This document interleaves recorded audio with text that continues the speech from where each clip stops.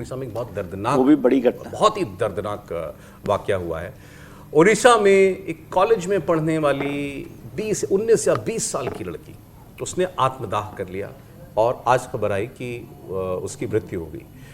90% Burns थे, उनको Bhubaneswar AIIMS में उनको इलाज दिया गया था, लेकिन उनको नहीं बचाया जा सका। और आपको बता दूं कि जब अस्पताल में इनका ट्रीटमेंट चल रहा था, उस वक्त राष्ट्रपति द्रौपदी मुर्मू वो एम्स के ही किसी कार्यक्रम के सिलसिले में वहाँ थीं और उन्होंने जाकर इस लड़की तो वेंटिलेटर पर थी, डॉक्टर से मुलाकात की थी, लड़की के बारे में जाना था कि क्या है। इनके परिवार से मिली थी राष्ट्रपति द्रौपदी मुर्मू और उनसे कहा था कि एक बार ये बेटी ठीक हो जाए तो इसके बाद फिर मैं इसके लिए कुछ करूँगी।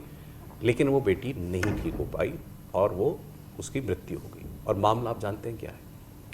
मामला ये है कि ये लड़की एक टीचिंग कॉलेज में पढ़ती थी, ये बीएड या एमएड कर रही थी और इसका जो हेड ऑफ डिपार्टमेंट है वो इसके ऊपर बुरी निगाह रखता था। वो उसने कई सेक्सुअल एडवांसेस किए। लड़की ने सीधे मना किया। लड़की ने इसकी शिकायत कॉलेज के प्रिंसिपल से की, पुलिस में भी इसकी शिकायत की, लेकिन उसके खिलाफ कोई एक्शन नहीं लिया गया। और फिर हार कर इस लड़की ने प्रिंसिपल के कॉलेज के सामने, ऑफिस के सामने खुद को आग लगा ली, अपने कॉलेज में। वो देखिए तस्वीर, प्रिंसिपल के ऑफिस के सामने इसने खुद को आग लगा ली। क्या बीती होगी इस पर? पुलिस मदद नहीं कर रही है, प्रिंसिपल कुछ नहीं कर रहा है, कहां जाए ये? 19 साल की लड़की थी।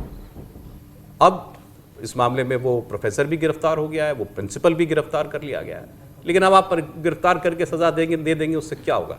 लड़की तो नहीं बचाई जा सकी ना। त्रिपाठी जी, नहीं, देखिए बड़ा गंभीर मसला है और राहुल गांधी ने भी इस पर पोस्ट की है। हालांकि उनका जो छात्र संगठन है NSUI, बाकायदा उस शिक्षक के पक्ष में NSUI वहाँ खड़े होकर कह रहा था कि ये जो कुछ हो रहा है, ये माहौल ख़राब किया जा रहा है, ये जो टीचर हैं इनको पढ़ाने नहीं दिया जा रहा है। और जिस तरह से शिक्षक के पक्ष और विपक्ष में वहाँ लोग खड़े हुए, ये चिंता की बात है। उस लड़की को न्याय नहीं मिला, इसका मतलब हमारा सिस्टम, जो बार बार कहा जाता है और कई बार ऐसे मामले आते हैं कि उसको क्या लड़कियां कोई गलत आरोप लगा रही हैं, लेकिन आम तौर पर जो सिस्टम है वो लड़कियों के विरुद्ध है। लड़कियों के मामले में संवेदनशील से संवेदनशील मामले में काम करता नहीं दिखता है। एक और ये घटना हुई और मेरा स्पष्ट तौर पर मानना है कि ऐसे मामलों में राजनीति नहीं होनी चाहिए। ये सीधे सीधे ऐसा कोई भी पाप कर्म करता है तो उसको उसकी सजा मिलनी चाहिए। जी बिल्कुल ठीक। कुछ कहना चाह रहे थे आप? हाँ जी, देखिए मांझी जी ट्राइबल लीडर खुद हैं, एक डिप्टी चीफ मिनिस्टर महिला भी हैं शायद वहां पे, और उसके बाद ये इस महिला के ऊपर कई दिनों से अत्याचार हो रहा था। ये नहीं था कि उनको एक बार हुआ उन्होंने जाके कंप्लेंट की, कई समय से उनको फोर्स किया जा रहा था और उनको कहा जा रहा था कि आपको फेल कर देंगे। उनकी इतनी मानसिक तनाव हो गई कि जब किसी ने भी उनकी नहीं सुनी, हेड ऑफ डिपार्टमेंट ने तो खुद कर रहा था, प्रिंसिपल ने भी नहीं सुनी और उसके बाद पुलिस ने भी नहीं सुनी और किसी ने नहीं सुनी।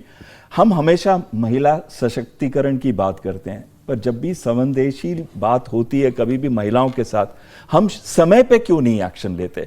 वहां पे हमारे पॉलिटिकल लीडर्स से मैं ये क्वेश्चन करना चाहता हूं। कहते हैं 30% रिजर्वेशन करेंगे, हम ये करेंगे, वो करेंगे, हम अपनी महिलाओं को आगे लेके जाएंगे, इतनी बड़ी बड़ी बातें करते हैं, लेकिन जब समय होता है, जब वो कंप्लेंट लेके आती हैं, उस समय हम उस पर क्यों नहीं एक्शन करते? बिल्कुल ठीक, बिल्कुल ठीक। बेशर्मी देखिए, सरकार, राज्य सरकार के एक विधायक का कहना है कि भाई 20 लाख रुपए मुआवजा दे तो दिया है हमने। अच्छा, ये बयान है कि भाई 20 लाख मुआवजा दिया तत्काल सरकार ने। सरकार कितने तत्पर है कि हमने 20 लाख रुपए घोषित कर दिए परिवार के लिए। मतलब उसकी जान की कीमत आप 20 लाख रुपए लगा के आप अपना पीछा छुड़ाना चाहते हो। ये भी देखना होगा कि बीजेपी इस आदमी का क्या करती है। बिल्कुल।